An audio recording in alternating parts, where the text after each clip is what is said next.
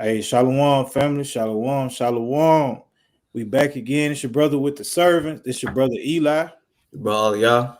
Hey, man, coming back with y'all with another Truth Revealing Tuesday. We coming back with another Truth Revealing Tuesday, and we want to first give all glory and honor to the Yahweh by Hashem Yahweh Shah. You know what I'm saying? We pray brothers and sisters as well through the Spirit, brothers and sisters in enduring.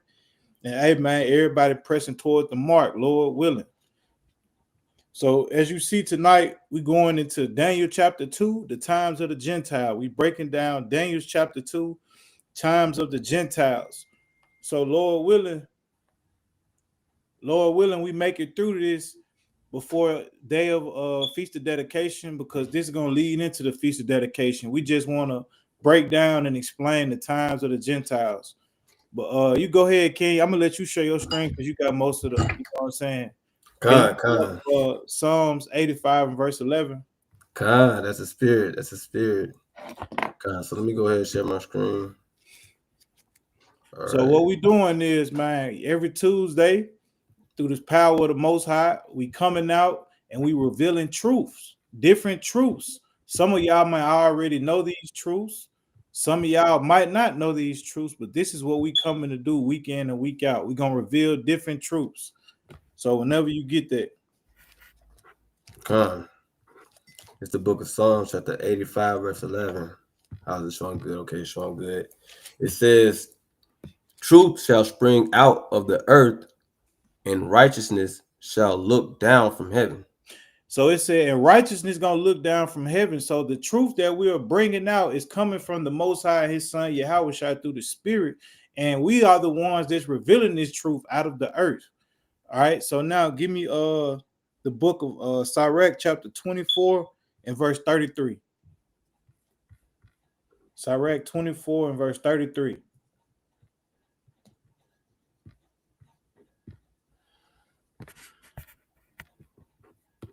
Shalom, family. Shalom, shalom.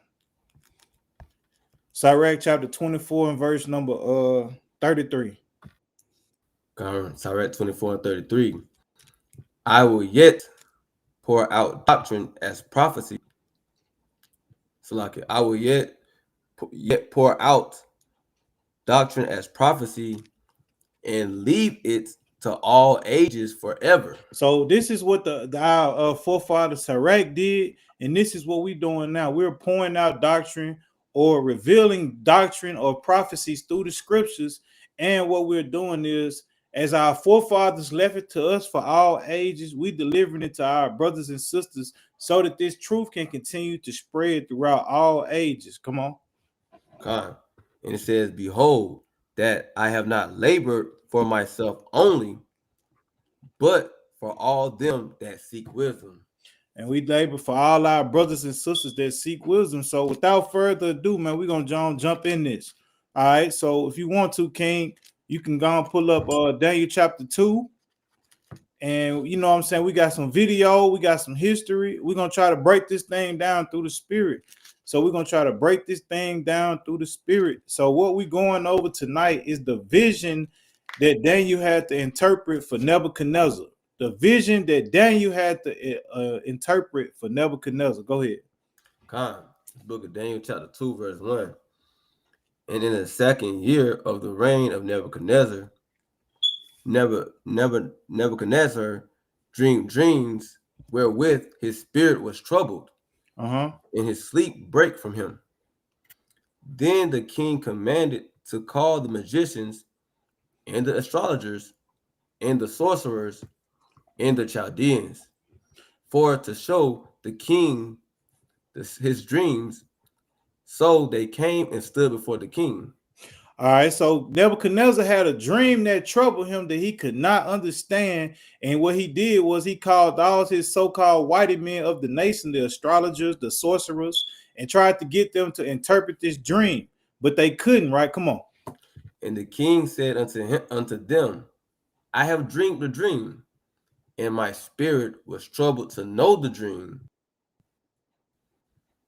Then spake the Chaldeans to the king of, O king, live forever. Tell thy servants the dream, and we will show the interpretation. Right. The So king now, answered, so now this is another thing. So when you look throughout the Bible, there's always, this is the second king that we know about that had always prophesied. I mean, I had a dream, and within that dream, it troubled them because they didn't know what the meaning was. So let's show an example of another person that needed a dream interpreted to him. Let's get the book of Genesis, chapter 41 and verse 15. Let's show another account how anytime certain people in rulership and status had a dream, hey, they always needed somebody to interpret it because there was only one race of people on the earth at this time that was known and good for interpreting dreams. So let's get that. the book of Genesis, chapter 41, And verse let's start at verse 8. 8. Okay. And it came to pass in the morning that his spirit was troubled, and he sent and called for all the magicians of Egypt and all the wise men thereof, and Pharaoh told them his dream. But there was none that could interpret them unto Pharaoh. Right. So when you think about this, what's going on, this is another account of a king having a dream that is troublesome to him, and he could not explain the dream. So he got his people amongst him to try to explain the dream, but there was none that could interpret this dream or break down what it means. So now let's jump down to verse 10. Verse 10. Pharaoh was wroth with his servants and put me in ward in the captain of the guard's house, both me and the baker, in the chief baker. Come on. And we dreamed a dream in one night, I and he, we dreamed each man according to the interpretation of his dream. Read. There was there with us a young man, an Hebrew, servant to the captain of the guard. And we told him, and he interpreted to us our dreams, to each man according to his dream he did interpret. Right, come on. And it came to pass. Yep. Okay. And it came to pass as he interpreted to us, so it was, me he restored unto mine office, and unto him he hanged. Come on. Joseph interprets. Then Pharaoh sent and called Joseph, and they brought him hastily out of the dungeon, and he shaved himself and changed his raiment and came in unto Pharaoh. So he made himself presentable unto the king. Come on. And Pharaoh said unto Joseph, I have dreamed a dream, and there is none that can interpret it. Watch this. And I have heard say of thee that thou canst understand a dream to interpret it. Watch this. And Joseph answered, saying, it is not in me. God shall give Pharaoh an answer of peace. Right. He said God will give Pharaoh an answer of peace. So now we're going to go back to this account, go back to where we was. So now when you reading this and you understand that even in the beginning of civilization, right, with the first world dominant empire, when you think about Egypt, Egypt always required and needed a Hebrew or an Israelite to interpret their dreams. So now with King Nebuchadnezzar, we're going through the same situation, right? Come on. And it says this, we are verse 5. And it says, the king answered and said to the Chaldeans, the thing is gone from me.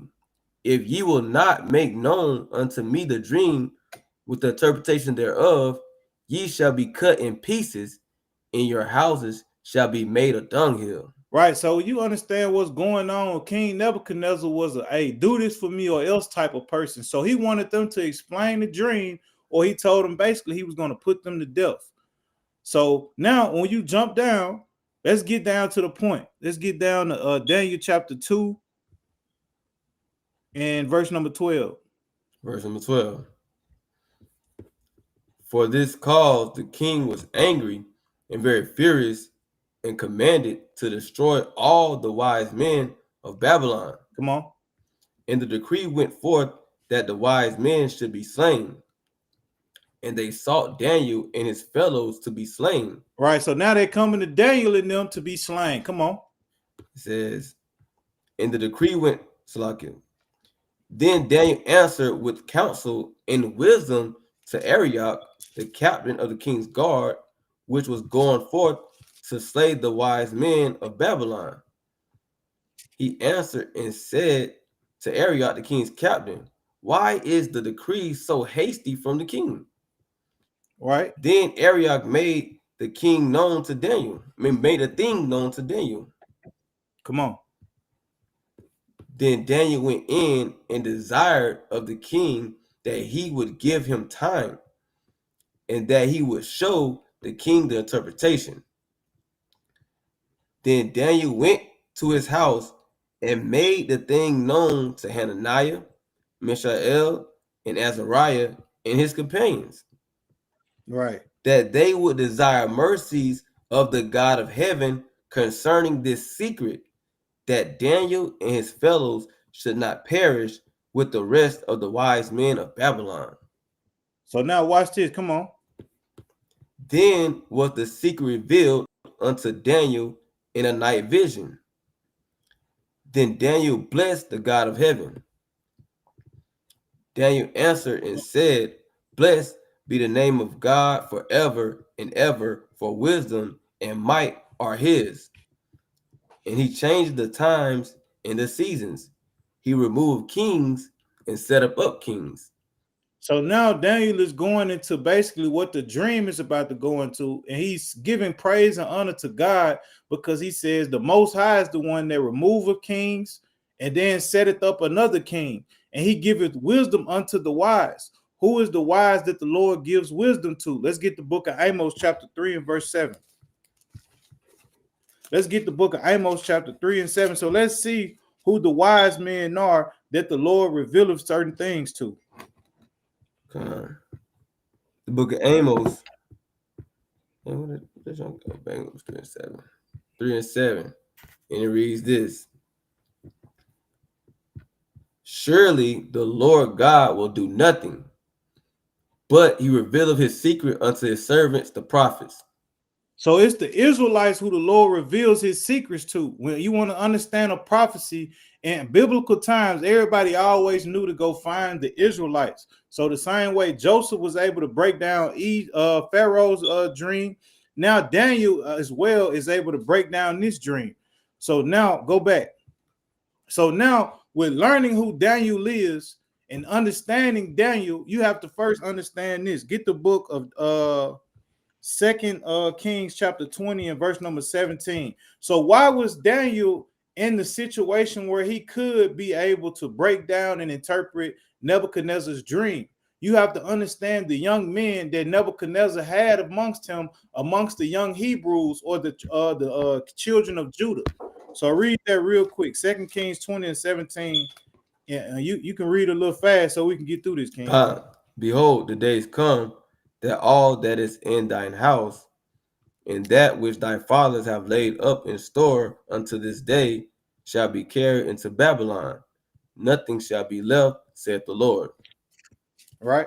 And of thy sons that shall issue from thee, which thou shalt. Start at verse 16. Jump up to verse 16, Salaki. I'm sorry. Verse 16. And Isaiah said unto Hezekiah, here. So this is the prophet. This is the prophet Isaiah speaking to Hezekiah, the king. And this is a prophecy. He's letting him know that in future tense is going to take place. Come on. Hear the word of the Lord. Behold, the days come that all that is in thine house, and that which thy fathers have laid up in store unto this day, shall be carried into Babylon. Nothing shall be left, saith the Lord.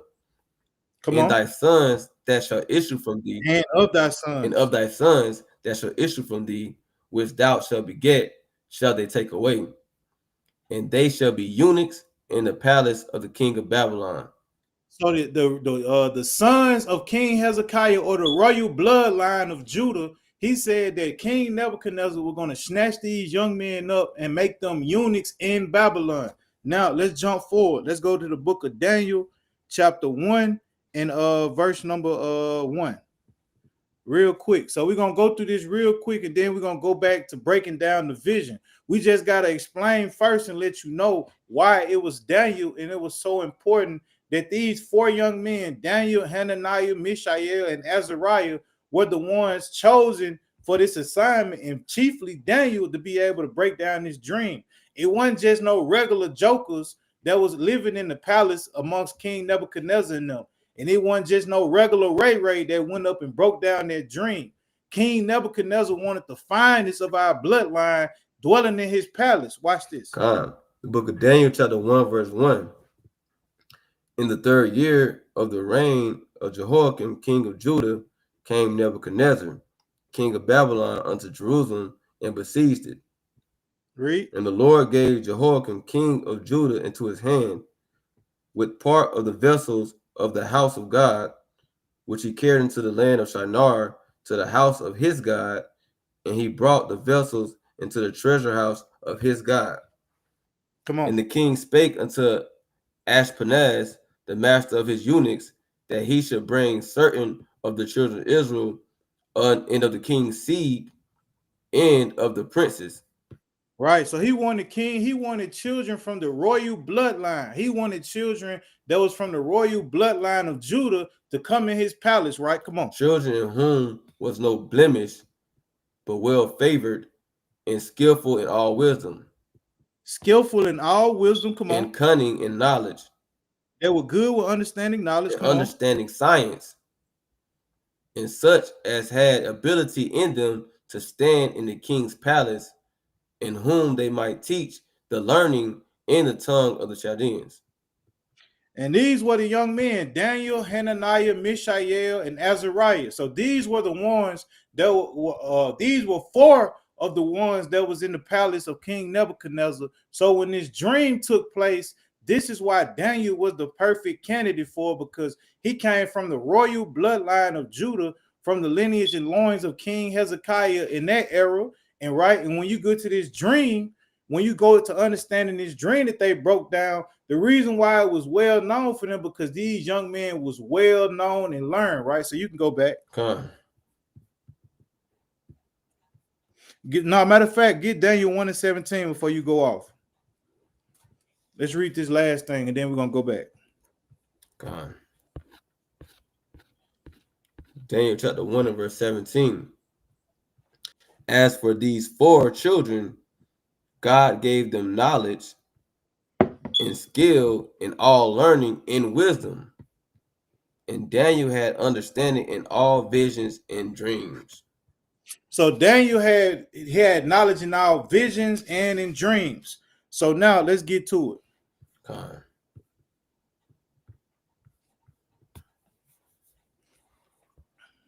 It says this. And you can go whenever you're ready to do your thing, you know what I'm saying? You can let me know. Daniel chapter 2, verse 21. It says this, and he changes the top. Now we ain't right there now. You can go and jump down to the point. Let's go to the point, straight to the point. All right. Verse 26. Right. So it says, the king answered and said to Daniel, whose name was Belshazzar, art thou able to make known unto me the dream which I have seen in the interpretation thereof? Daniel answered in the presence of the king and said, the secret which the king have demanded cannot the wise men, the astrologers, the magicians, the soothsayers show unto the king. But there is a God in heaven that reveals secrets. Like we just read in Amos 3:7, there is a God in the heaven that does reveal secrets, but he reveals those secrets to the Israelites, the children of the prophets. And make them known to the king Nebuchadnezzar what shall be in the latter days. Thy dream and the visions of thy head upon the bed are these. As for thee, O king, thy thoughts came into thy mind upon thy bed, what shall come to pass hereafter, and he that revealeth secrets make known to thee what shall come to pass. But as for me, this secret is not revealed to me for any wisdom, that I have more than any living thing. for their sakes that shall make known, and thou mightest know the thoughts of thy heart. All right. So it says the king Come on. dreams. Thou, O king, sawest, and behold, a great image. This great image, whose brightness was excellent, stood before thee, and the form thereof was terrible. This image head Come on. was of fine gold, his breast and his arms of silver, his belly and his thighs of brass, Read. his legs of iron, his feet part of iron and part of clay. Thou sawest Right. till that a stone was cut out without hands, which smote the image upon his feet that were of iron and clay, and break them into pieces. Read. Then was the iron, and the clay, the brass, the silver, and the gold broken in pieces together, and became like the chaff of the summer threshing floors. And the wind carried them away, that no place was found for them. And the stone that smote the image became a great mountain, and filled the whole earth. Right. So keep that in mind. The stone that was used became a great mountain and filled the whole earth. So now we're gonna go into the interpretation of this dream. The interpretation. Babylon, the first kingdom. Keep that in mind. So it says, this is the dream, and we will tell the interpretation thereof before the king. Thou, Come O on. king, art the king of kings, for the God of heaven have given thee a kingdom, power, and strength, and glory. So stop right there. Get the book of Sirach real quick, chapter 10. Get the book of Sirach, chapter 10. So it says the Lord is the one that gave him power. So when you go into this vision in Daniel chapter 2, this vision is going into Daniel saying the times of the Gentiles and rulership, the time of the different Gentile kingdoms and rulership. So now he's starting with Nebuchadnezzar. Nebuchadnezzar signified the gold head on the statue. So now let's get the book of Sirach, chapter 10, and we're going to start at 4. God. Sirach 10 and 4. The power of the earth is in the hand of the Lord, and in due time he will set over it one that is profitable. So the power of the earth is in the hand of the Lord. So it's of the Lord that puts certain kings and certain nations in power, right? In the process of his time. So now jump down to verse number 8. Verse 8. Because of unrighteous dealings, injuries, and riches got by deceit, the kingdom is translated from one people to another. So it's letting you know, because of unjust dealings, because of greed, because of power hungry, because of want to have control over the whole earth, we'll have wars and unjust dealings, and rulership will be translated from one nation of people to another nation of people to another nation of people. So this is what we see him talking about in this vision. Now go back to Daniel chapter 2 and verse 37 again. So now this is what this is talking about. It is the Lord who's translating the kingdom from one people to another. But first, before you get there, I forgot to mention, go back to the book of Psalms, chapter 17, and then verse 13, right? Because a lot of times we like to use this verse for Esau, but when you think about it in totality, it's really talking about all the nations. But right now, Esau fits the narrative because he's the one put up, just like what we're going to read about when it comes to this statue. The book of Psalms, chapter 17, and verse 13. Arise. Verse 9. Verse 9. Verse 9. From the wicked that oppress me, from my daily enemies who compass me about. So when you read verse 8, it says, keep me as the apple of the eye, hide me under the shadow of thy wings, from the wicked that oppress me, and from my daily enemies who compass me about. Watch this, come on. They are enclosed in their own fat. And they are enclosed in their own fat, meaning in their own riches, in their own wealth, in their own military. This is what this is referring to. Come on. With their mouth, they speak proudly. Come on. They have now compassed us in our steps. Right. So the first nation that compassed the tribe of Judah, the house of the kingdom of Judah, right, was Nebuchadnezzar and the Babylonians. They were the first ones that hunted the steps and encamped the kingdom of Judah first. Come on. God, they have set their eyes bowing down to the earth, Read. like as a lion that is greedy of his prey, and as it were a young lion lurking in secret places. Arise, O Lord, disappoint him, cast him down. Deliver my soul from the wicked, which is thy sword. Read.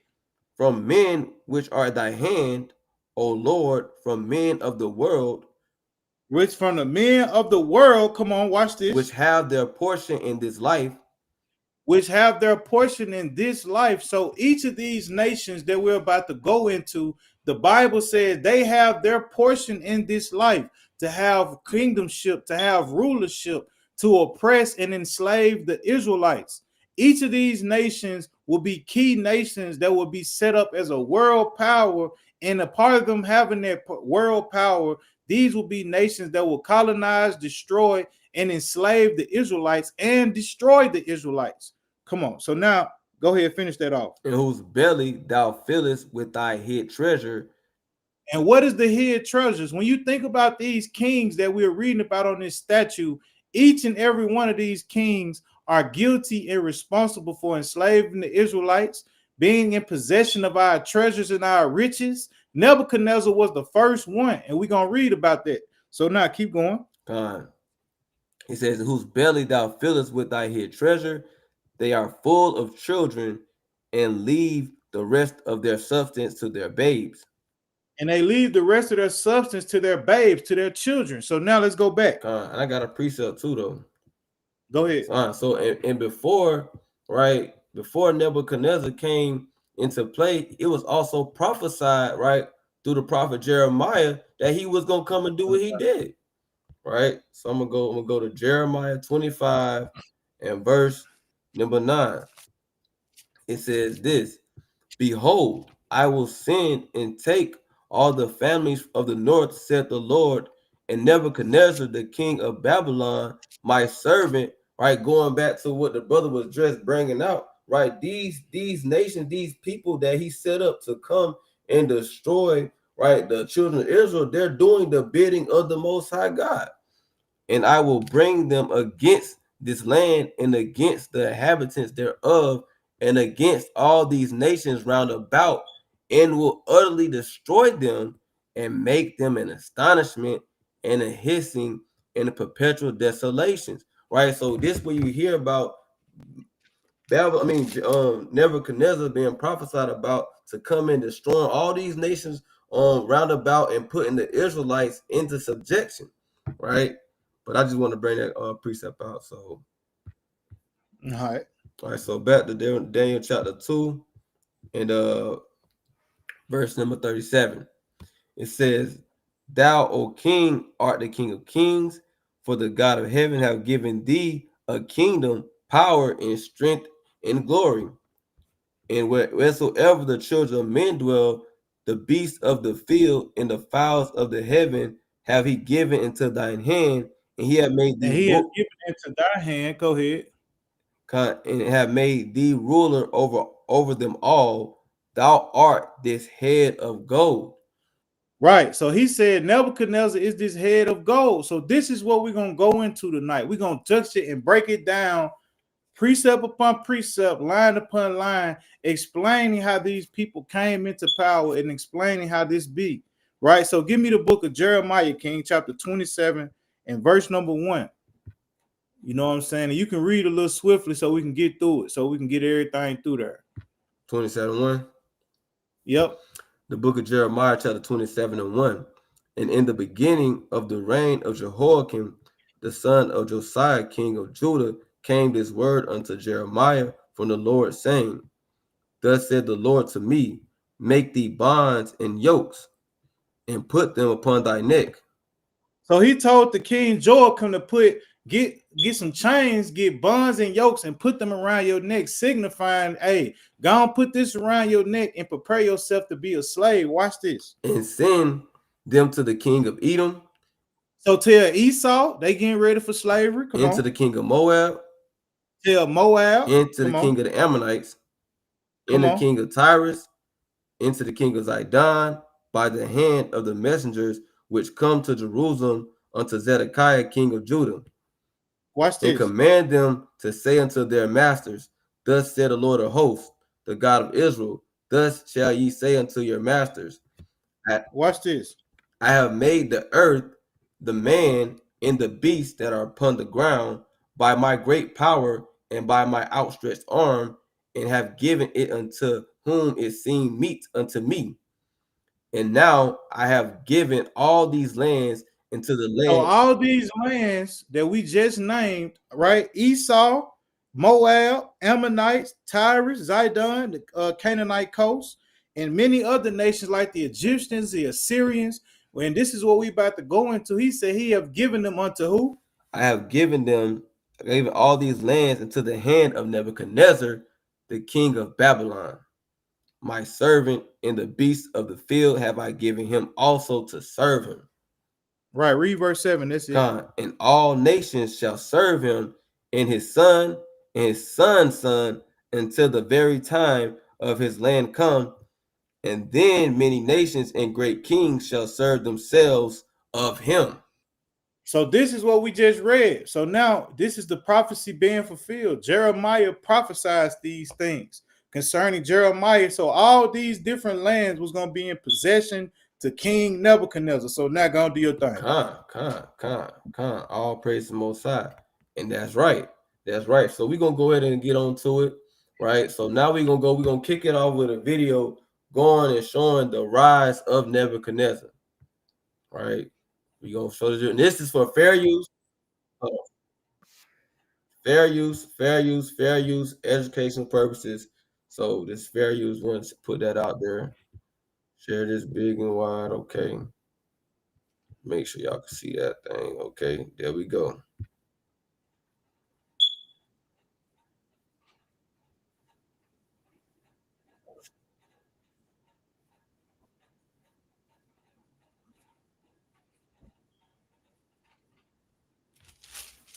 Can't hear it, King. Can you hear it? No. Dang, hold up. You say you can hear that, John? Let me try something.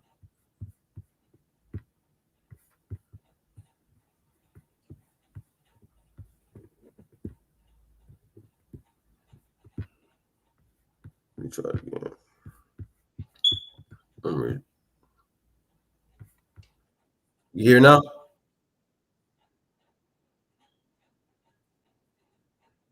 You hear now? No. Hold on. I don't know what's going on.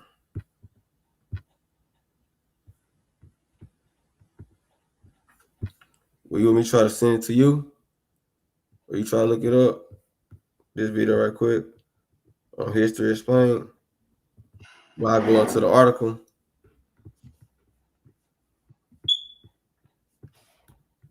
If you could try to find it. So being that it's messing up, I don't know why the hell it's messing up. We just gonna keep going to the article and then we'll come back to the video. All right. So we got an article going into the history and the rise of Nebuchadnezzar. Right. So we're gonna get into this thing. So it says the Neo-Babylonian Empire or the Second Babylonian Empire, right? Historically known as the Chaldean Empire. So because if you don't know the history, right? So there was once prior to another Babylonian Empire or the Empire of Babel, right? When you look into the book of Genesis, right? These are two different Babylonian empires. So the one under Nebuchadnezzar, right? Nebuchadnezzar, this is the one of the Neo-Babylonian Empire, right? It says was the last polity ruled by monarchs native to ancient Mesopotamia, right? And so this is the region that these people came from, the Mesopotamia region, right? Being with the coronation of Nabopolassar as the king of Babylon in 1626, right? And being firmly established through the fall of the Assyrian Empire. So what happened, you had the fall of the Assyrian Empire, because at this time you had the Assyrians, they was in rulership, right? They was in rulership prior to the Babylonians, right? And that's when you had the Babylonians going to war, right? With the Persian, you had the Babylonians going to war with the Assyrians. So I'm gonna just read in so y'all can kind of get the backdrop. So before Nebuchadnezzar came into power, before he was in power, you had the Neo-Assyrian Empire. They was in power at this time. So now when you look into the name, also Neo just basically being new. That's all it means, just being new. So this is the new Assyrian Empire. So I'm just gonna read up on this just a little bit. But it says the Neo-Assyrian Empire was the fourth of the penultimate stage of ancient Assyrian history, by beginning with the ascension of the Adonari II in 911 BC. The Neo-Assyrian Empire grew to dominate the ancient Near East and parts of South Caucasus, North Africa, and Eastern Mediterranean throughout much of the 9th and 7th century, right, BC, becoming the largest empire in history up to that point. So you had this empire, they was the top dog. So these were the people that the Neo-Babylon Empire overthrew, and that's how they became in rulership, right? That's how they became in rulership. Did you ever get to the video? Was you get it? All right. This is fair use.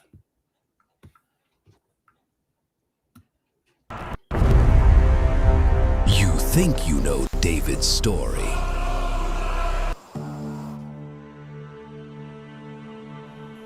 During the late 7th century BC, as the Iron Age drew closer to an end in the Near East, the mighty Neo-Assyrian Empire was finally conquered and succeeded by the Babylonians under the leadership of King Nabopolassar. Although Nabopolassar founded the Neo-Babylonian Empire, it was his son, Nebuchadnezzar II, who succeeded in expanding the new empire and restoring Babylon to its former glory. This was the first time in 1,000 years since the reign of Hammurabi that Babylon had risen to dominate Mesopotamia. As a result of his portrayal in the Bible, Nebuchadnezzar would come to be regarded as an oppressive and cruel enemy of the Jewish people.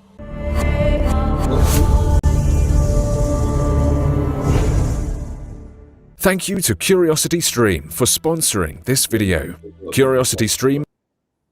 You can kind of keep it sliding, but I want to make a point. So when you look at this, right, you understand where Nebuchadnezzar come from. It says from the same this is the first time that the Hammurabi people, since Hammurabi people came into power, this is the first time this been going down. Why? Because the Neo-Assyrians were in power at this point. So until this time, that's who was in charge, was the Assyrians.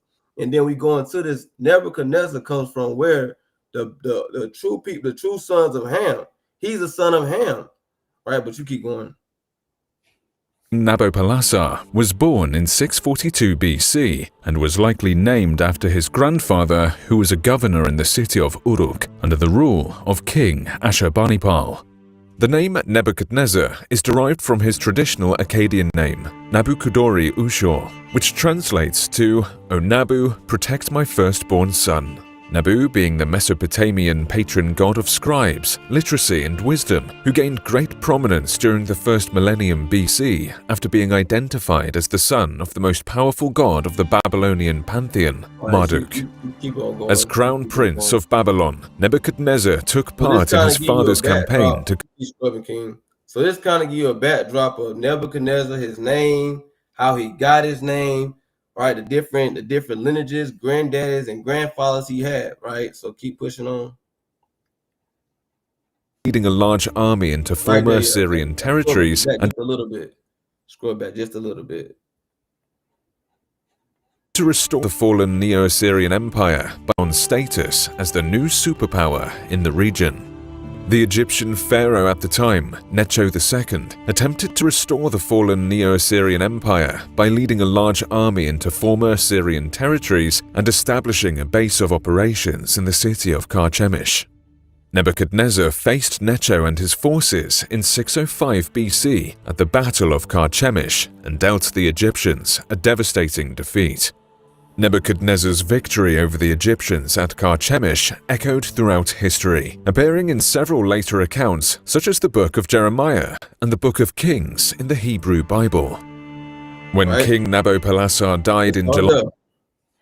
Also, it shows you that this is two things that shows you, right? One, it's showing you history, and also it's showing you the validity of the Bible, the validity of the scriptures, because what we read in our Bible, right, the KJV Bible, is the same thing that happened exactly in history. Dating back, says it just mentioned Jeremiah and 2 Kings, right? Keep going. Of 605 BC, Nebuchadnezzar rushed back home to Babylon to stake his claim to the throne before his younger brother, Nabu-shum-lishir, had a chance to steal it. Nabu-shum-lishir was never... You start right there. So here you're seeing the rise of Nebuchadnezzar and how he came into power. So he started out going to war with who? The Egyptians, right? He going to war with the Neo-Assyrians. So we're going to go to this article in the Britannica to kind of go into, right, the significant wars and how Nebuchadnezzar ended up coming into power. Okay, so I'm going to read this. I'm going to show this. You can see this? Yeah. Okay, so it says, in 605, Nebuchadnezzar crushed the Egyptian forces, what we just seen in the video, right, near Carchemish, right, in a cruel, bloody battle, and pursued them into the south. On receiving news of his father's death, shortly afterward, he returned immediately to Babylon to secure his throne. The Babylonian Chronicle, a cuneiform tablet that records a number of important events of Neo-Babylonian history, covers the years 605 and 594, and not much is known from other sources about the later years of this famous king.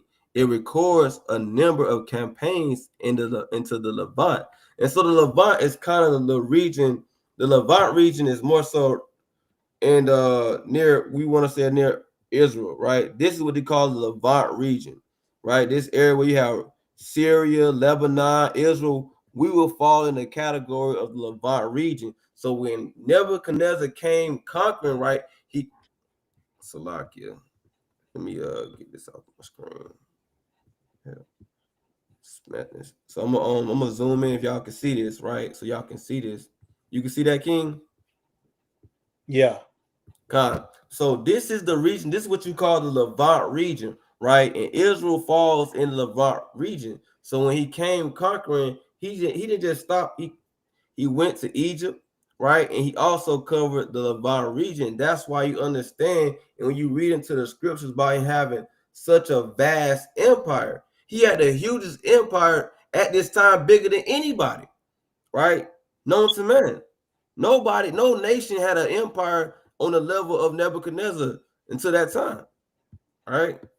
So let's go back. Now that's Levant. So when you hear about the Levant region, that's going into the region where we're from. All right. So let's go back to what I was reading.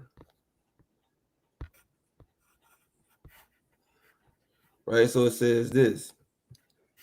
It says where Nebuchadnezzar took Ashkelon in 604, fought against both the Egyptians and the Arabs between 601 and 598, and put down a revolt in Jerusalem in 597, after which he returned to Babylonia to fight enemies by the Tigris River, right, in 596, having put down a revolt in Babylonia. Also, too, with that being said, when you also think about the Levant region, and I meant to say that too, when you think about the Levant region, when it goes back to that that prophecy that Jeremiah prophesied when he said, "Go tell the Idumeans, right, the Edomites, the Moabites, the Ammonites, all these people dwell in the Levant region, Moab." Because you got to think, Moab was our neighbor, Ammon was our neighbor, right? Edom was our neighbor. So all Israel and all their neighbors, right, lived in the Levant region. And so you see through his path of destruction, you see the Bible holding true to exactly what the Bible says was going to happen. This is exactly what happened, right? I did want to point that out. I meant to point that out too, right? So let's go back on this.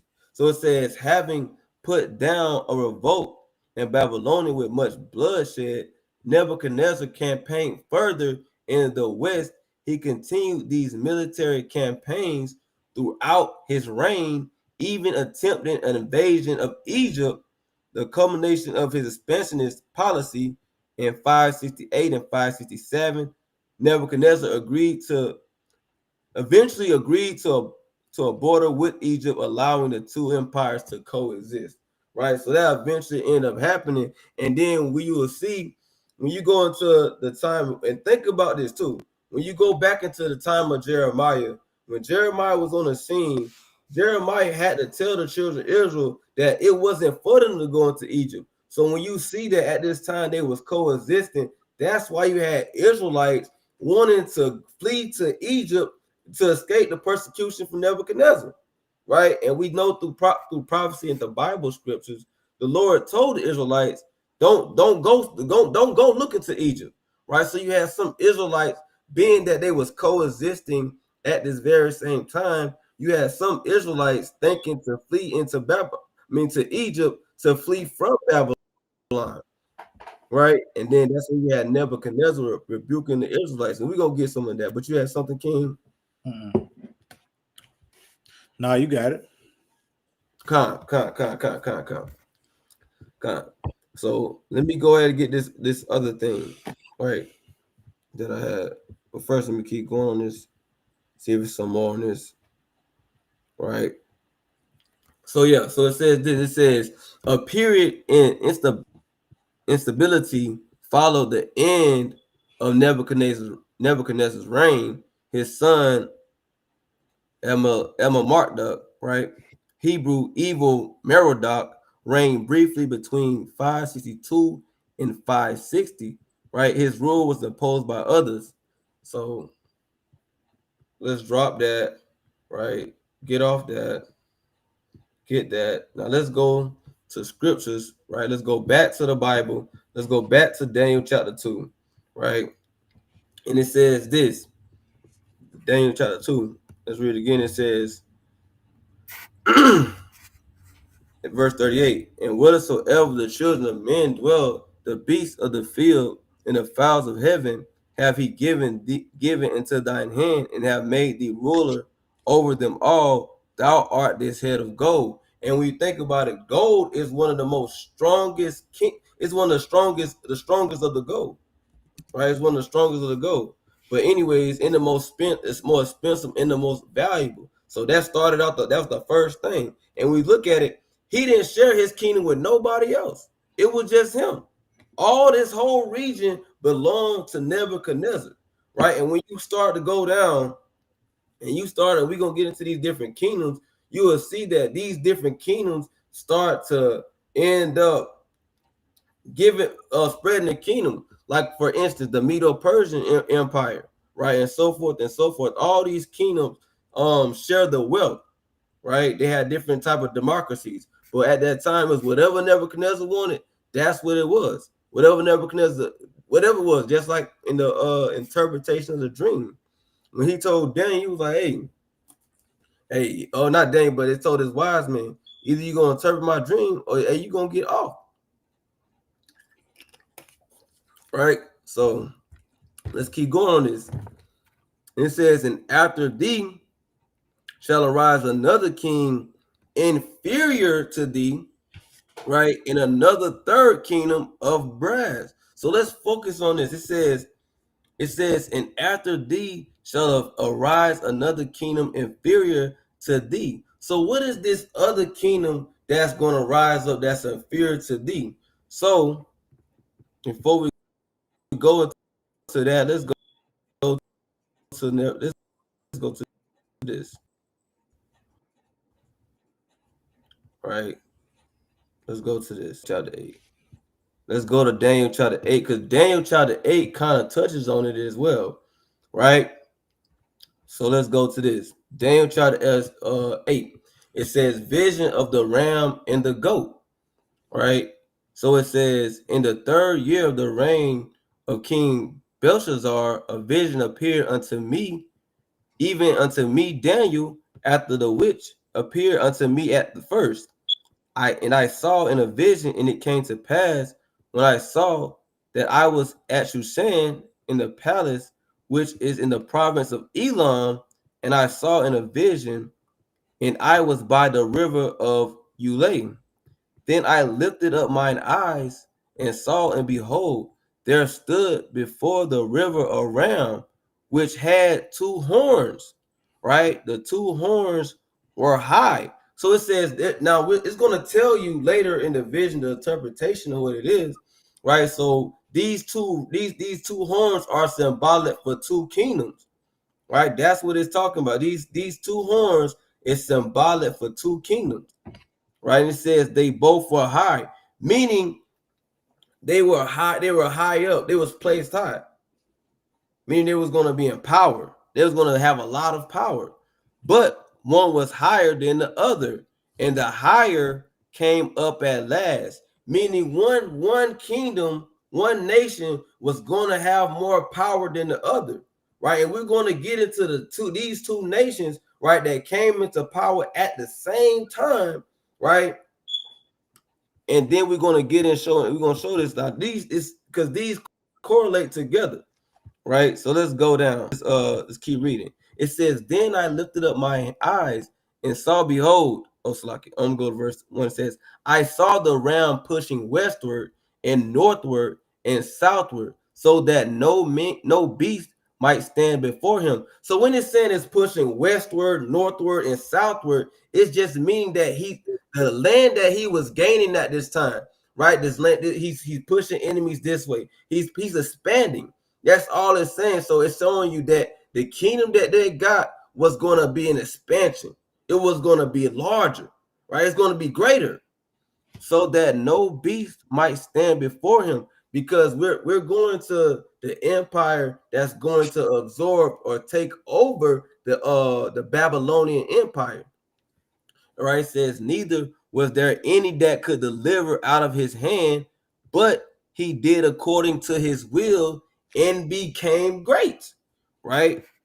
And I was considering, behold, an he-goat. So now the he-goat, that's going to go into the second portion when it's talking about in Daniel chapter 2, it mentions, when you've seen it, says the Medo-Persian in Greece. Right? That's going to be a separate, but we want to kind of just, I don't want to jump the gun. I want to go ahead and deal with these little horns on me. We're gonna deal with this round first. We're gonna deal with the round, and then Lord willing, next time we'll deal with the goat. But right now we want to just deal with the round. Right? So let's deal with the round. This says right here, the ram's identity. So this is not, it's straight to the point. It's letting you know the ram's identity. So the ram which thou sawest having 2 horns are the kings of Media and Persia. Right? The king, that this is going into the Persian, the Medes empire. But now what you got to realize is, at one point in time, one was more empowered than the other, but then the one overtook the other. Right? So the first one that was in power at the time was the Medes empire. They was in power before the Persians were. Okay, so we're gonna show a video. I hope this plays. If it don't play, then we're gonna have to try something else. How long before you get that though, Ken? Get the book of Daniel chapter 5. Okay. So going into Babylon, Nebuchadnezzar being moved out the way, there's a certain thing that takes place that Daniel also sees, and this is also going into the fulfillment of prophecy. Daniel chapter 5, got you, King.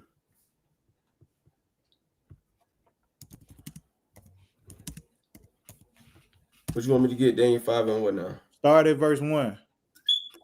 Daniel chapter 5, verse 1. Belshazzar, the king, made a great feast to 1,000 of his lords, and drank wine before the 1,000. Come on. Belshazzar, whilst he tasted the wine, commanded to bring the golden and silver vessels which his father Nebuchadnezzar had taken out of the temple which was in Jerusalem. Right. So what he wanted to do is, now he's drunk. So now Belshazzar is in power. He wants to go and drink of the cups that came from Jerusalem. He wants all the gold that came from Jerusalem to come to his mighty feast that he's having. He's feeling himself. Come on. That the king and his princes, his wives, and his concubines might drink therein. Right. Come on. Then they brought the golden vessels that were taken out of the temple of the house of God, which was at Jerusalem, and the king and his princes, his wives, and his concubines drank in them. Right. So now this is one thing that we're gonna get back to it later. So now jump down verse 5. We're gonna get to the point. Verse 5. In the same hour came forth fingers of a man's hand, and wrote over against the candlestick upon the plaster of the wall of the king's palace. And the king saw the part of the hand that wrote. Watch this. Then the king's countenance was changed, and his thoughts troubled him, so that the joints of his loins were loosed, and his knees smote one against another. Right. So now, for the process of time, we're gonna jump down. We know he wanted somebody to break down the dream. So now jump down to Daniel chapter 5 and start at verse 28. 28. No, start at verse 25. 25. Daniel 5 and 25. Watch this. So now we're gonna see what this dream was and this writing that he's saying on the wall. Daniel chapter 5, verse 25. And this is the writing that was written. Mene, Tekel, Upharsin. Upharsin, yep. Upharsin. This is the interpretation of the thing. Mene. Now he's finna break down what these words mean, that the finger that he saw right on the wall. Come on. God have numbered thy kingdom. Come on. And finished it. Tekel, thou art weighed in the balances. So now stop there. Read that again. Thou art weighed in the balances. Read, God have numbered thy kingdom and finished it. Get Jeremiah chapter 25 and verse number 11. Yo. Oh, now we're gonna see how the Lord has counted and finished this kingdom. Jeremiah 25 and 11. The book of Jeremiah chapter 25 and verse 11. Right. And this whole land shall be a desolation and an astonishment, and these nations shall serve the king of Babylon 70 years. 70 years that this was going to happen, right? So it was 70 years that Israel would be in bondage to Babylon. Watch this, the next verse. Next verse. Babylon will be judged, and it shall come to pass when 70 years are accomplished that I will punish the king of Babylon and that nation, said the Lord, for their iniquity in the land of the Chaldeans, and I will make it a perpetual desolation. So now this is what Belshazzar didn't realize. He would be the king at the time of Babylon who would fit the description that God said he was going to punish by the mouth of Jeremiah the prophet. And he said he's going to bring all the words which he has pronounced against it, even that's written in this book that Jeremiah wrote. So now go back to Daniel 5. Come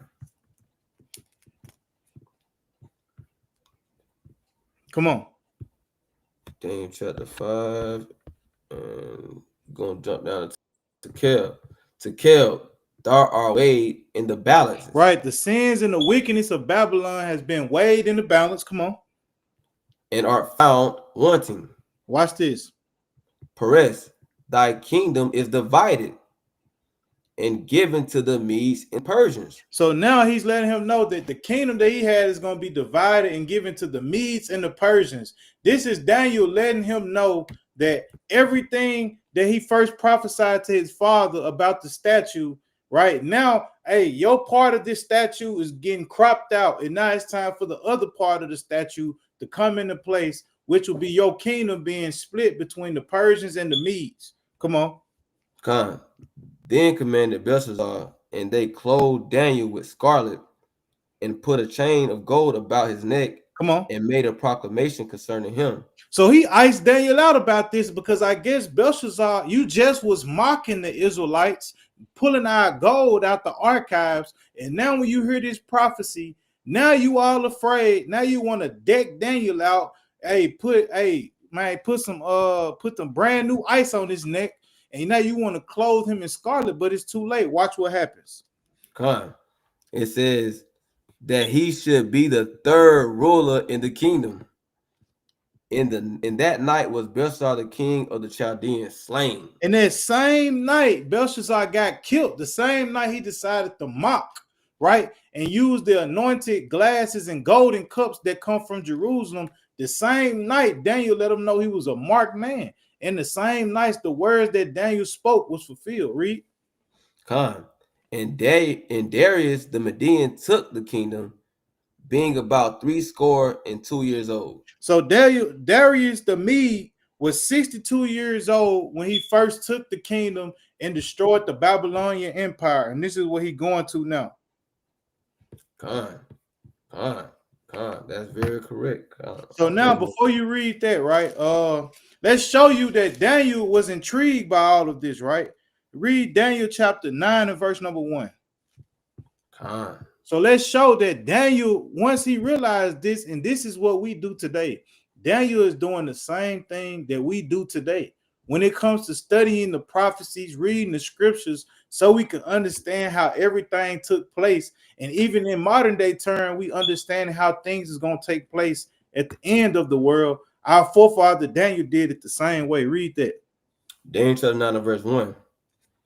In the first year of Darius, the son of Ahasuerus, of the seed of the Medes. This is what we just read about, right? The one that took down Belshazzar. Come on. Which was made king over the realm of the Chaldeans. And he was made king over the realm of the Chaldeans because they came in there, killed the king, and conquered it. Come on.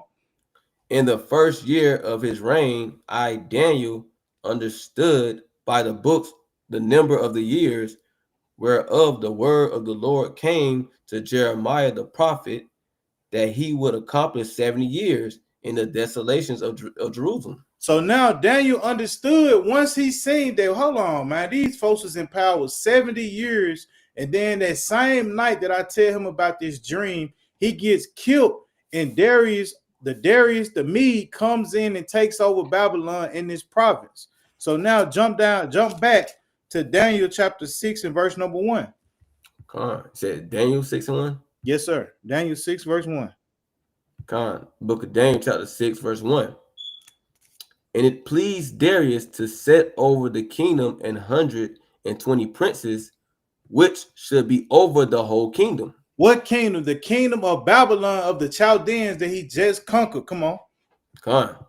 And over these 3 presidents, of whom Daniel was first, that the princes might give accounts unto them, and the king should have no damage. But that's all I wanted to show, King. You got it. That's right. And I want to get this precept too, right? Because when you see Darius come into play, it's other people that's gonna come into play too, right? One of the chief people is gonna be Cyrus, right? So let's get that in Isaiah chapter 45, verse 1. And all this gonna be stemming right from the Medo-Persian Empire. All this go together, right? Isaiah 45, verse 1. Right? It says, thus saith the Lord to his anointed, to Cyrus, whose right hand I have holden, to subdue nations before him, and I will loose the loins of kings, to open before him the 2-leaved gates, and the gates shall not be shut. Right? So at this time, he's going to put Cyrus into position. Right, it's getting prophesied that Cyrus is going to be put into position to subdue the nations. And I want to kind of just go to, before we go into, I just want to bring that precept out just real fast, showing all the key players that's gonna go into the Persian and the Medes Empire. So you got Darius, he's a key player because he's the one in the Medes, right? And you got Cyrus because he's over Persia. So we're gonna get into this, right? So I'm just want to stop right there and let's go to this. Again, I'm gonna try to play this king, but if it don't play, you just gotta individually share it. That's it.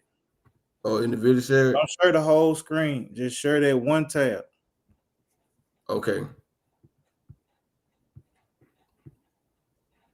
Hold on. Just fair use. Fair use. You can hit it though. You heard it that time? No. Okay.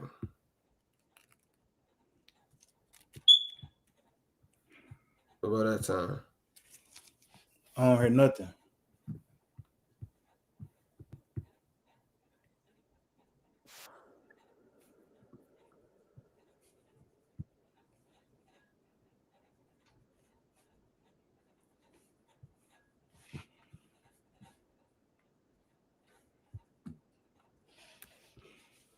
Their capital, Ecbatana, modern Hamadan, was an important cultural and administrative center.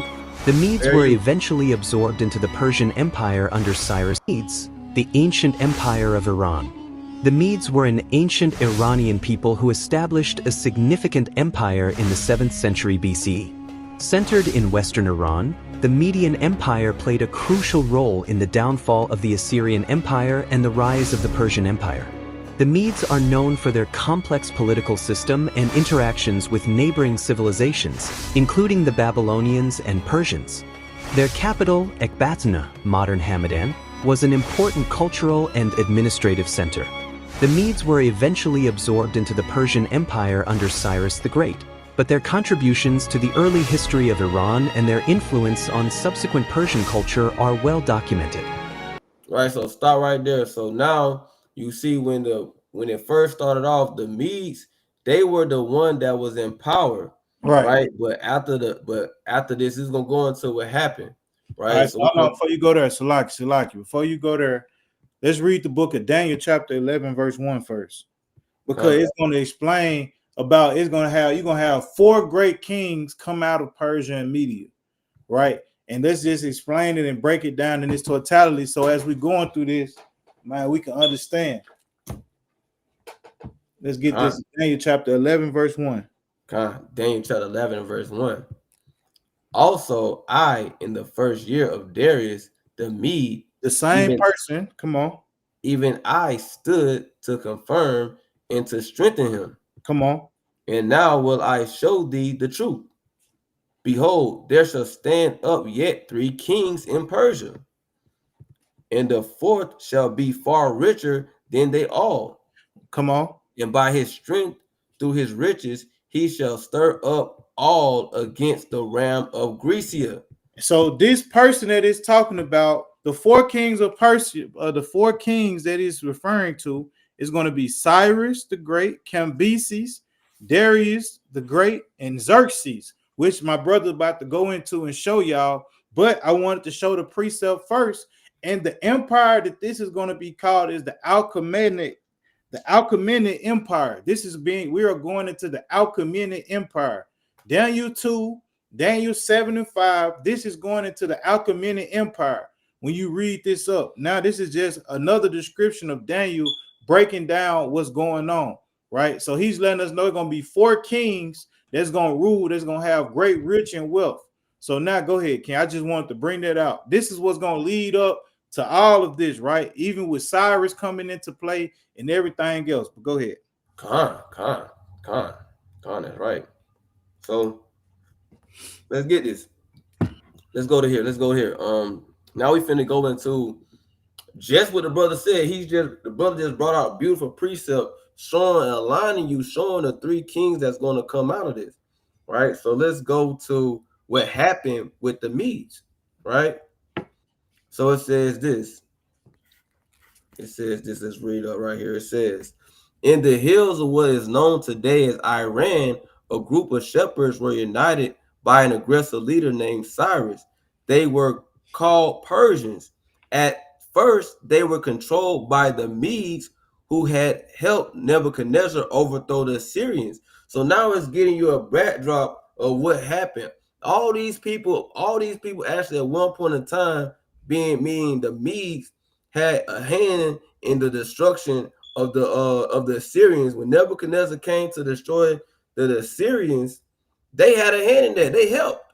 And it turns out on the back end, now they put Nebuchadnezzar down. Then the Persians became a dominant force, and the Medo-Persian Empire was established. By the time the ruling house of Darius, the Medes had lost their importance. So boom, this is showing you. It's showing you in history. This is a journey through history at Weebly.com. That's this document, right? Or this article. So it's showing you, okay, through the history, okay, during Darius after Darius, that was it. The kingdom became known as the Persian Empire, a power that would later dominate Mesopotamia and threaten the Greeks. So it says development of the Persian Empire. So we're going to see the development of it, right? So it says this. After the Assyrian Empire was overthrown and before Babylon fell, King Cyaxares of Media conquered other small kingdoms in Asia Minor. And this is the region right here that it's talking about right here. If I'm going to try to zoom in, I'm going to zoom in so y'all can kind of see what it's talking about. So this is the extent of the Persian Empire. So when you go back to the book of Daniel chapter 8, right? When you go back to the book of Daniel chapter 8 and you're seeing it pushed westward, right? It pushed northward and it pushed southward. So you see the expansion of their empire, right? Because when we was talking and we were saying about how the different places that Nebuchadnezzar, where he had took down, right? Remember one time he went at war with the Egyptians. Well, what he did, they ended up coexisting together, right? But he did take down Levant, right, which is the area where our people are from, the so-called blacks, Hispanics, and Native Americans, right? He took over that area, right? He took over the area of the Assyrians, right? But he didn't have this region right here, right? And so when the Persians came into play, that's when again you see that realm was pushing in all directions. That's going into that's symbolic for them expanding their empire. And here you see how huge their empire was, right? And then when you go into and understand what they're saying, it says they was threatening the Greeks. Why did it say they was threatening the Greeks?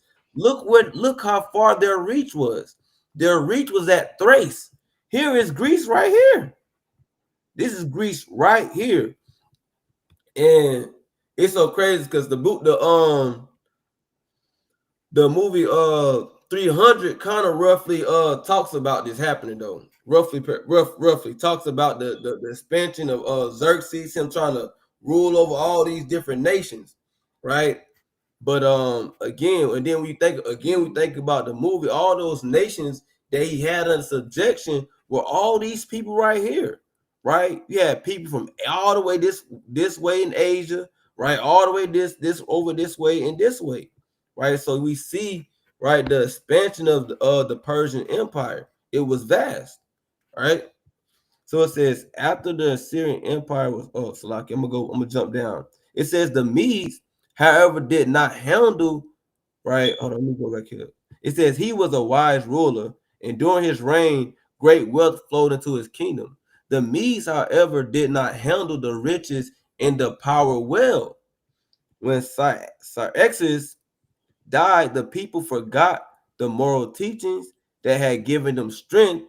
The men of Media began to dress like, oh man, this is crazy. They started going off, dress like women and no longer trained for warfare, right? So their kingdom started to diminish off of greed, right? Freakism. They would just start going off, right? Men dressing like women, stopped training in warfare, right? They forgot their moral teachings. They were losing their mind. The government became corrupt as officials being to accept bribes. Meanwhile, as the kingdom media was decaying, the Persians rebelled. So you got to think about it. At one point in time, they was together, right? But then the Persians end up rebelling, right? And so now you going into what the Bible is saying that, okay, Cyrus was going to come in and he was going to subdue all these nations pursuant to Isaiah chapter 45 and verse number 1, right? And there's other precepts that mention Cyrus as well, right? So it says, and we're gonna get a couple, but I just want to read this, and then we're gonna get some more scriptures, right? It says, under the leadership of Cyrus, they overthrew the Medes. The people of the Media tired of their government's corruption, helped Cyrus take over their country.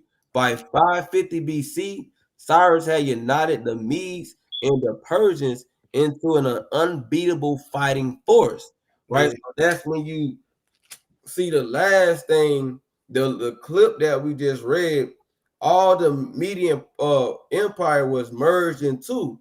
So when you read Daniel chapter 8, let's go back, let's visit that real fast. Daniel chapter 8. Let's visit that real fast. Then you see what it spoke about, right? Let's just visit this real fast and read this again. And then you see this right quick. It says this. Daniel 8, right here. It says this. I'm going to read verse 3.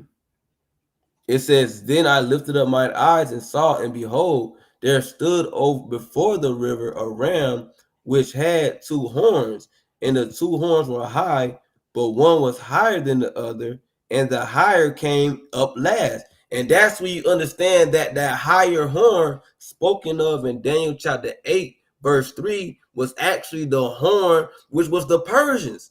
That was the Persians. The Persians was that higher horn, right? That it came up last.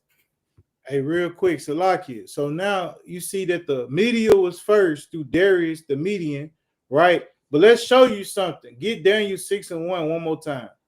I want to show when Darius the Media, right? The first Darius came into power. How much power and how much province did he have? Like what the brother's showing on the screen right now. Read that. Come, read the first one again. Daniel 6:1.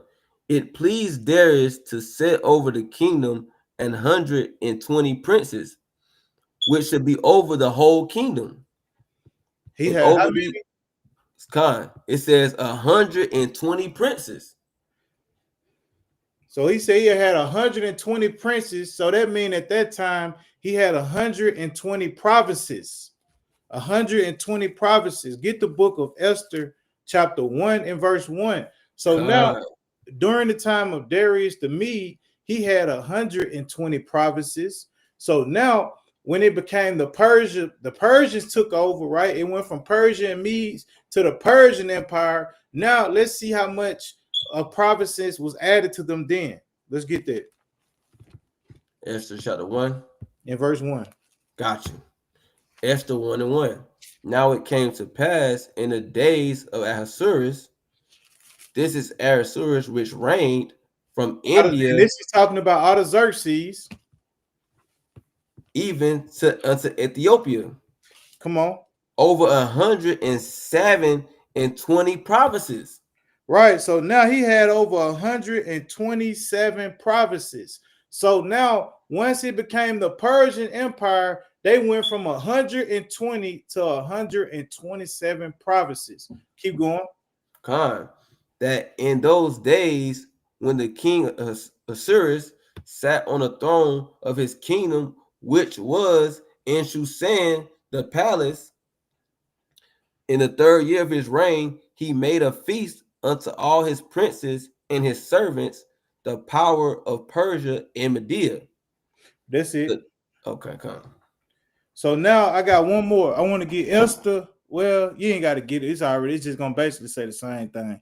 But basically, when you see here, these people had a power. Their kingdom consisted of 127 provinces, and with those provinces, right, these were all the lands. So basically, what took place? Well, you had the Babylonians. When you think, pull up that map again and put that map back on the screen. So let's show you something here. And it show you how when we just read the kingdom is translated from one people to another.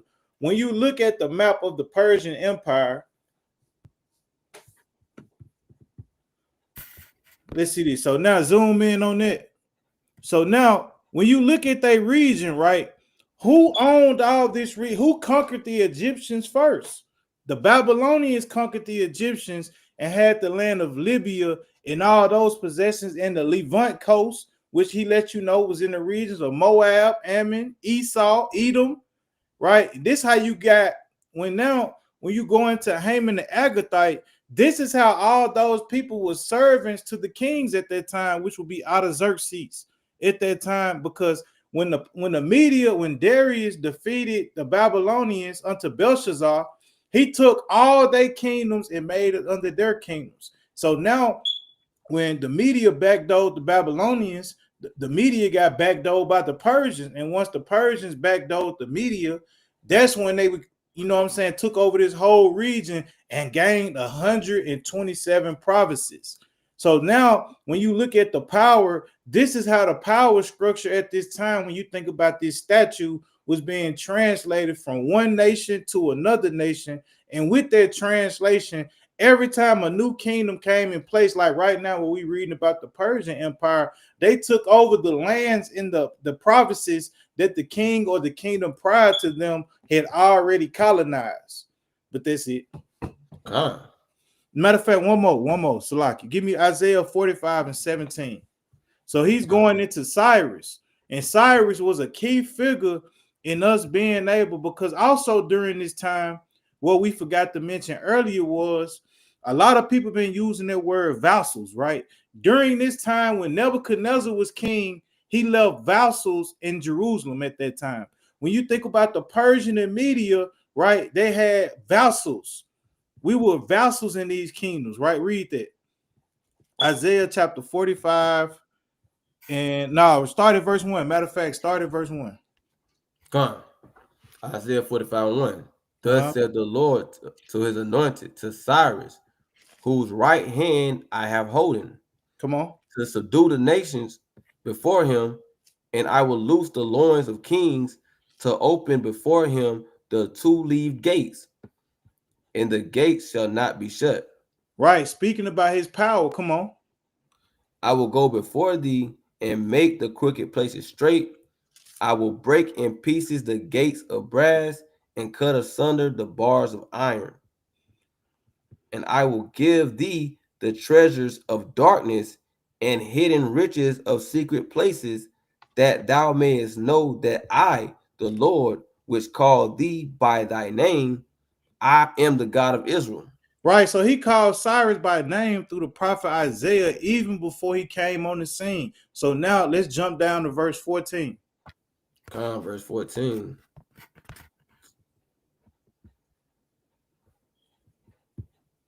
Verse 14. It says this. Thus says the Lord, the labor of Egypt and merchandise of Ethiopia and of the Sabaeans, men of stature, shall come over unto thee, and they shall be thine. They shall come after thee in chains. They shall come over. And he said he's letting them know they're gonna come over as slaves. So he's letting them know these same three, them ribs that was in the mouth of this beast, right? This is talking about these. These is the beyond the rivers of Ethiopia, Egypt, right? All these different regions. These were lands that, Cyrus was gonna conquer, right? But I just wanted to make that point. But another point where I want to make real quick, get the book of 2 Kings, chapter 24 and verse 13. Real quick. No, matter of fact, verse 14, 2 Kings 24 and 14, because what I'm showing you is that even in all these lands, when these kings conquered our lands, they never took everybody out of the land. They always left amongst them certain people. Watch this. And he carried away all Jerusalem, and all the princes, and all the mighty men of valor, even 10,000 captives, and all the craftsmen and smiths. None remained save the poorest sort of the people of the land. Right. And also, watch this. Give me 2 Kings 25 and 22. Let me show you what during the time of King Nebuchadnezzar, what he done. And then after this, I want you to look some up for me. We're gonna pull this up on the screen. Gone. 2 Kings 25 and 22. And as for the people that remained in the land of Judah, whom Nebuchadnezzar, king of Babylon, had left, even over them he made Gedaliah, the son of Ahikam, the son of Shaphan, ruler. Right. So now he made him ruler. Read. And when all the captains of the armies, they and their men, heard that the king of Babylon had made Gedaliah governor, there came to Gedaliah to Mizpeh, even Ishmael, the son of Nethaniah, and Johanan, the son of Kareah, and Sariah, the son of Tanhumeth, and Netophathite, and Jezaniah. That's it on there. You ain't got to read all that, but just read verse 24, and then we're going to get out of that. Khan, and Gedaliah swore to them and to their men, and said unto them, fear not to be the servants of the Chaldees, dwell in the land, and serve the king of Babylon, and it shall be well with you. All right, so now, King, I want you to look up Yehud, Yehud, Babylonian province.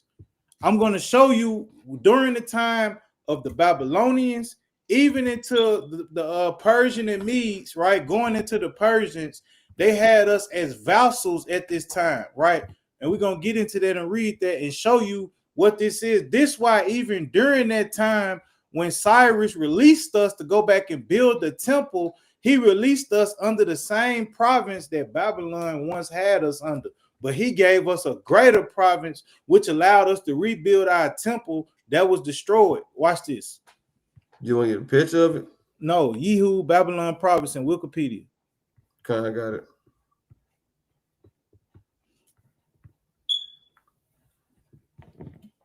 You see it? Bear with me. Let me see. Because yes, sir. That's it right there. Bring that out. Khan. Yehud was a province of the Neo-Babylon Empire established in the former territories of the kingdom of Judah, which was destroyed by the Babylonians in the aftermath of the Judite revolts and the siege of Jerusalem in 587 to 586 BC. Come on. It first existed as a Jewish administrative division under Gedaliah ben Ahikam. Right. So this was a Jewish administrative division, right? Or another word for it, this was a administration that was set up by Nebuchadnezzar. He handpicked Gedaliah to be over that area to gain control where he can heal. He can still have certain Jews in the region. Come on. Khan. After the collapse of the Neo-Babylonian Empire in 539 BC, the province was absorbed into the Persian Achaemenid Empire. Now click on that. The other one. The Yehud Mendanita. All right.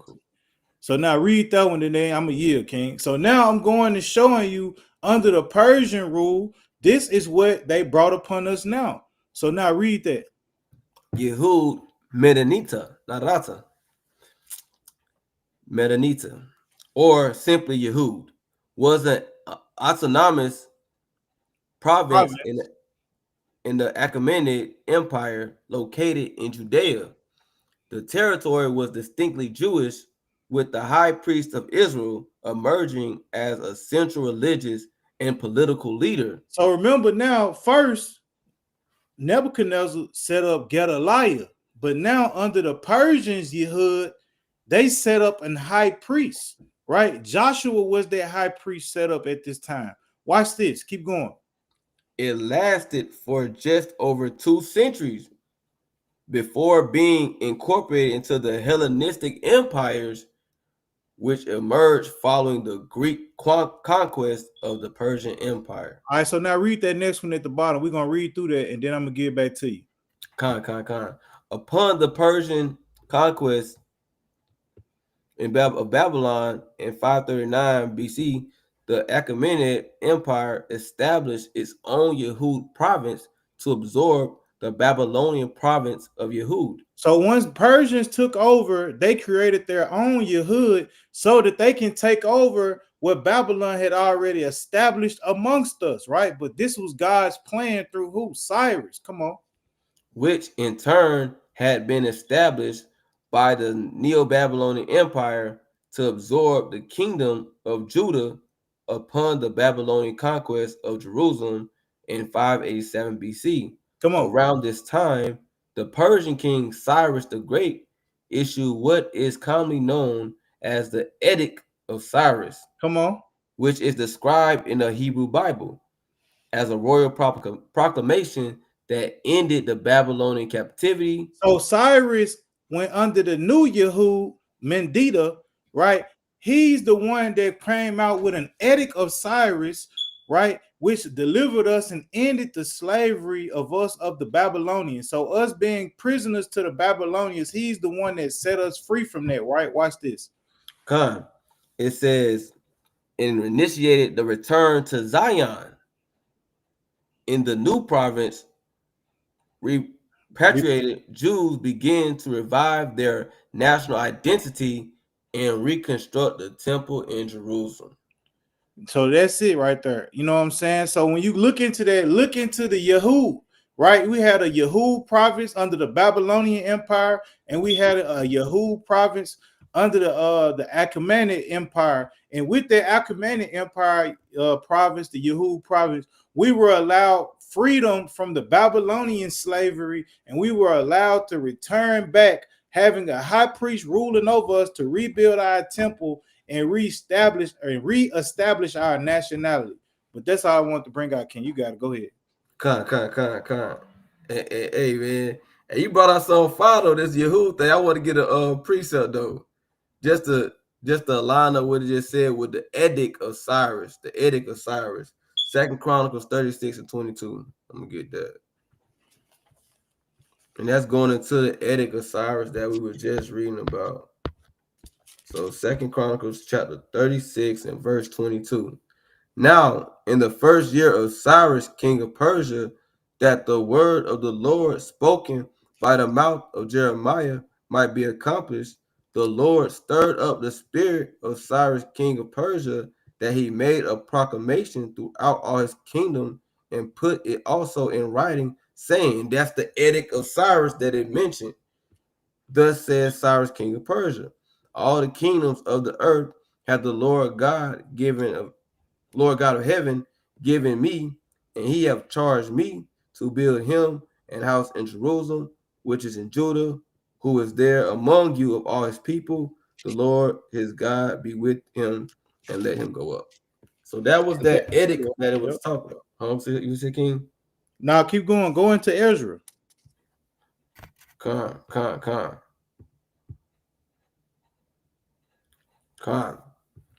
Ezra chapter 1 and 1. Con. It says, now in the first year of Cyrus, king of Persia, that the word of the Lord by the mouth of Jeremiah might be fulfilled.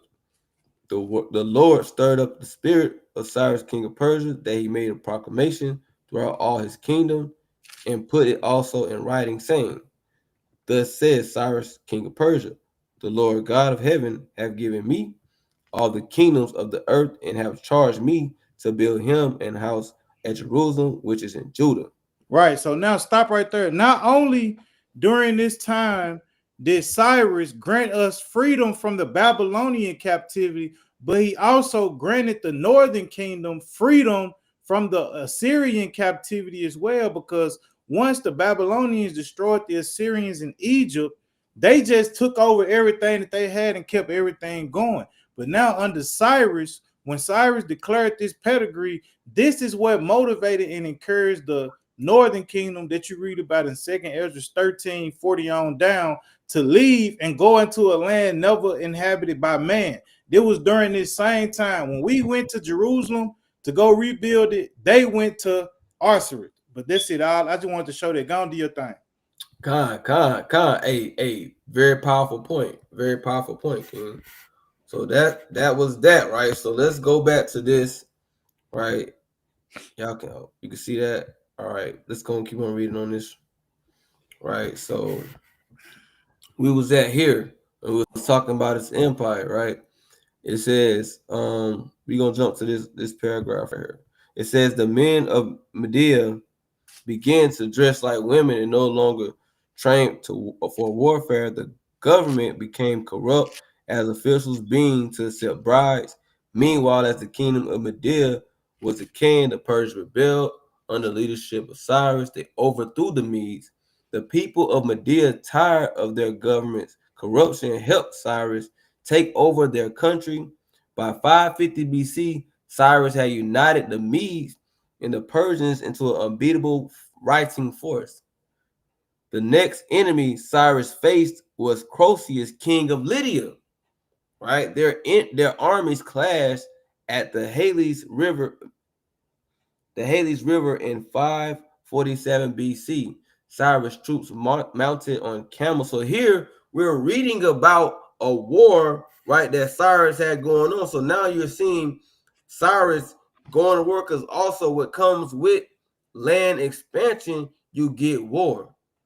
So now you're hearing about different wars that happen under the hand of Cyrus, right? It says, mounted on camels, defeated the Lydian army. This win also brought Lydia and Ionia under Persian control. So now you're seeing what's going on. So in the midst of them expanding, or that's what they say, that ram, think about a ram pushing eastward, and that takes force. So the Persian army came with a mighty force, and that's when you read right here when it says the Persians, and I'm guessing they meant to put fighting, but unbeatable force.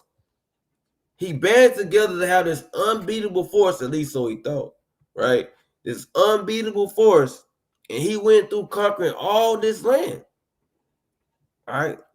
And it says this win also brought Lydia and Ionia under Persian control.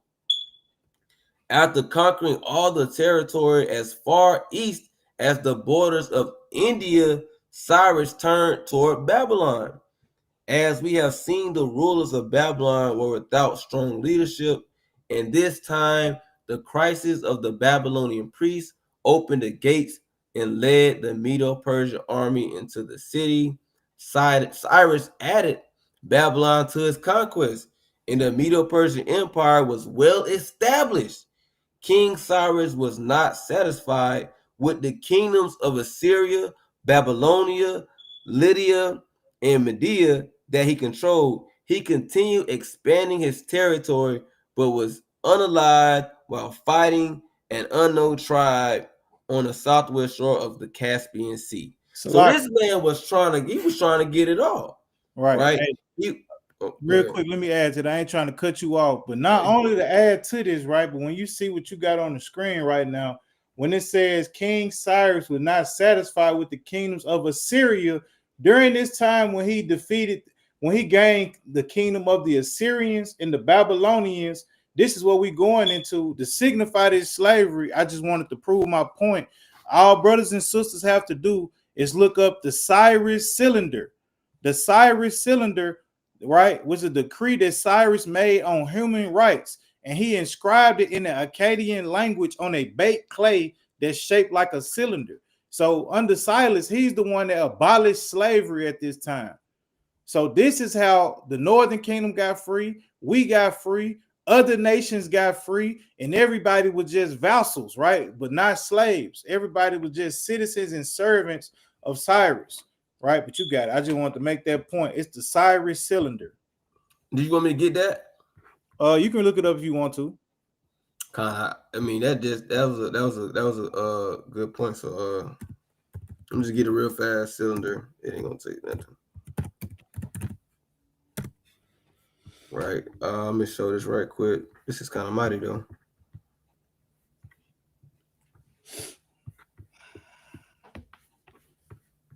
Damn, check that out. This is what the brother just talking about right here, the Cyrus cylinder. Let me click it right there.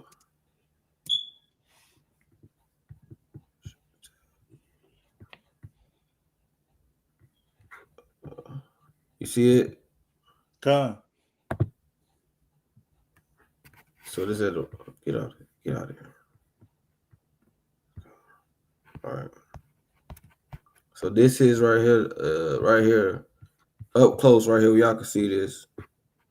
This is the side, the Cyrus cylinder that the brother was just going into, though. So that's what it looked like. It says, this clay tablet dates back to the reign of the Achaemenid king Cyrus the Great, who ruled Iran between 550 530 BC. The cylinder describes the king's peaceful capture of the city of Babylon in the year 539 BC and how he built the main temple there. The text claims that Cyrus restored temples in the neighboring cities and returned deported people to their homes. To their homes, right?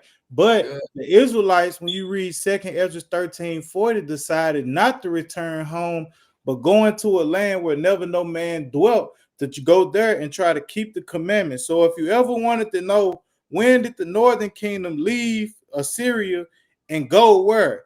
Go to Osiris. They left during the time when Cyrus released everybody who was slaves and allowed them to go back and return to their homes. So, hey, can't say I ain't never gave you nothing. God. I just wanted to bring out this one thing also. I just wanted to kind of give brothers and sisters a visual, right? And this from the Rose Book Bible of Maps and Charts. Y'all can buy this. They be at Walmart. They sell them at Walmart. But I just want to kind of show y'all a visual. And if you tell me, let me know if you can see that. Barely. Yeah. See it. So you say barely see it. Let me see if I can make it big. Okay, I can make it big. Yeah, that's good. Okay, so if we looking down at this screen, right? So at the bottom you have right here in this region right here. So you have let me look up for what we mentioned tonight, right? You see the Neo-Babylon Empire right here. That, and then you see Nebuchadnezzar. We mentioned him as well. We mentioned Nebuchadnezzar. And you see, and you read, when you look up, you see what was going on and who was alive during this time, right? You look up. So when you look up here, around the time of the Neo-Babylonian Empire, right, you have Jehoiakim, right, the first exile of Jews to Babylon, Zedekiah, right? Now Ezekiel was a little bit before this, right? Well, Ezekiel was around the time of Daniel and Ezekiel was around this time, Ezekiel and Daniel and Habakkuk. All of them was around this same region of time, right?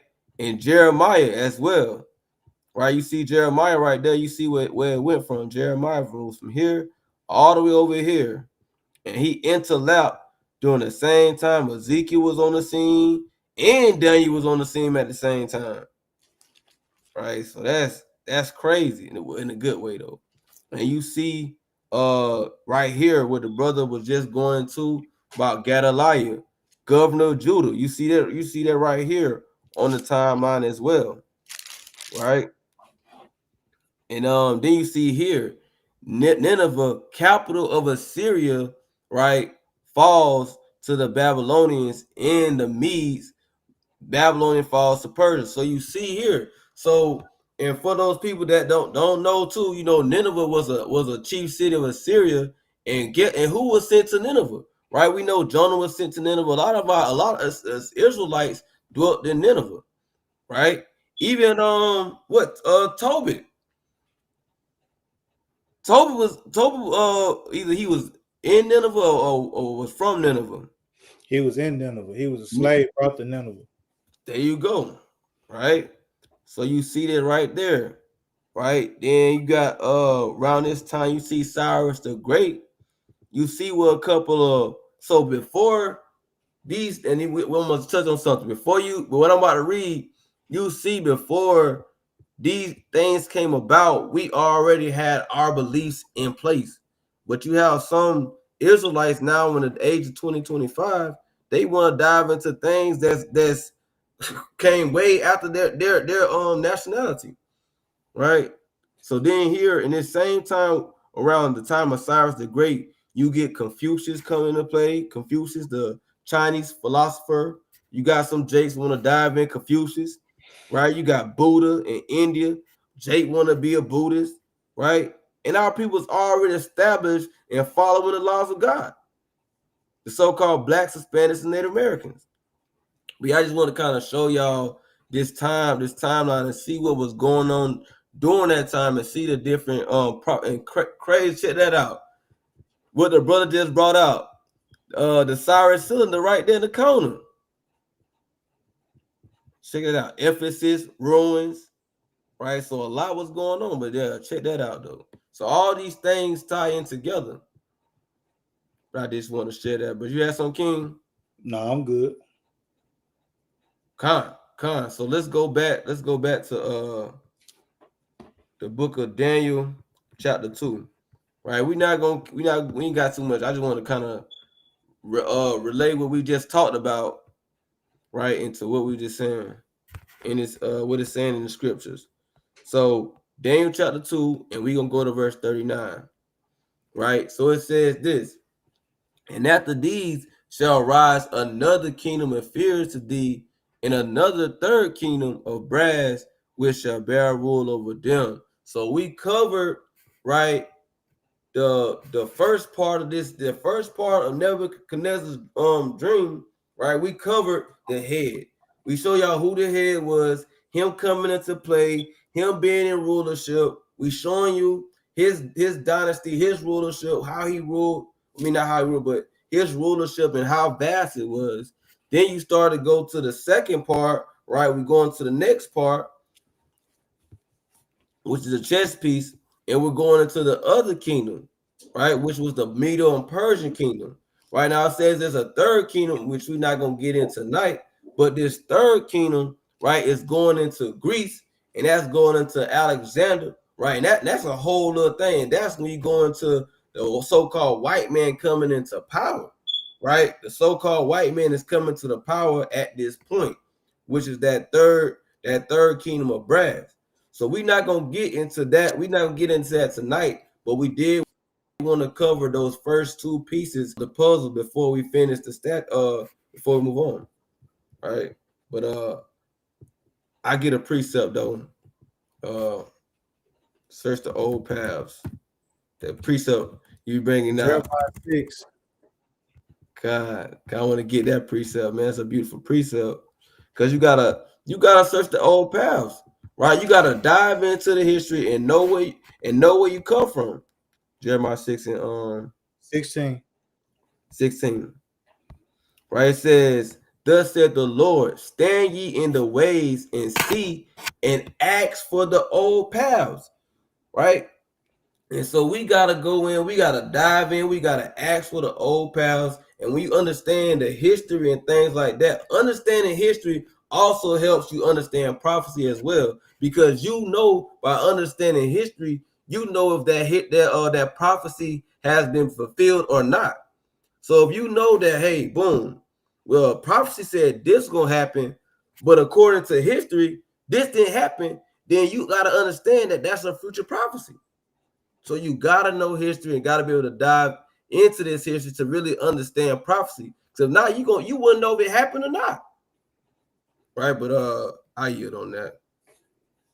God. So hey man, we pray, brothers and sisters, hey, enjoyed it, had more information. Most high willing, we're gonna go into the second part of this next week. We're gonna try to knock this down next Tuesday. And we wanted to go a little bit more into the wars, but hey man, the devil was working, man. So hey, we was able to bring y'all as much as we can, man. We still brought y'all a lot of good information, and we got plenty more coming. So on Truth Revealing Tuesdays, we just here to reveal the truth to our brothers and our sisters, our lost history that we don't know. Like, we bringing more of our truth and these prophecies from the Bible out, bringing them to real life and explaining how these things be. You might have been a brother or you might have been a sister that never understood and knew how the northern kingdom got set free from the Assyrian bondage or the Assyrian slavery and was allowed to go into Osiris. So now you will be able to know that there was something called the Cyrus cylinder that set all slaves that was victims of the Assyrian and Babylonian captivity or slavery free. And this is how they was able to spread. This is how we was able to rebuild the temple. But under these kingdoms, we were under something called the Yehud province. So now this is how you understand how we got to the place that we were at. And this is how now you're going to understand, even when the Grecians come on board, right? It's going to help you understand how the Grecians and the Israelites end up clashing, because everything that each kingdom had, you always had the next kingdom that took them down come take over everything they had going. All the possessions that they had, they always came and did the same thing. Hey, so with that, we pray y'all have a blessed rest of your week. Hey, you stay in the spirit, continue to endure, continue to pray, examine yourself, and pray to the Most High that He'll make the time quick that we may be able to return to our homeland. So this your brother with the servants. Hope y'all have a blessed one, family. Hey, Shalom. Hey, the sister saw you make that crazy face, man. You buzzed out. All right, family. Shalom. This man too.